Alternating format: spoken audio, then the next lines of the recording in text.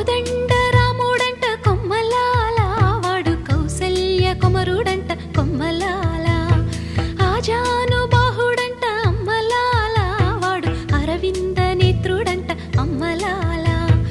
రమణీయలామకు తగ్గ చూడువాడేనని రహదారులన్నీ చెప్పుకోగా విని, కళ్యాణ రామయ్యను కన్నులార చూడాలని కలిగి సీతమ్మ వేచే గుమ్మలాల. సువ్వి